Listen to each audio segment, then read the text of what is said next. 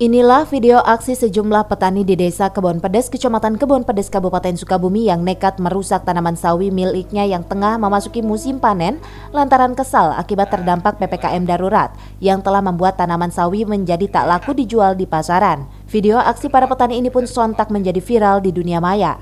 Sawi yang ditanam oleh para petani ini biasanya selalu laris manis dijual ke tengkulak atau ke pasaran.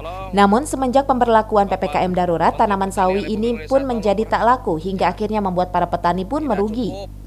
Kebijakan pemerintah dengan adanya PPKM darurat sehingga petani semua gagal dalam memanen, istilahnya bukan gagal panen, terutama gagal dalam harganya.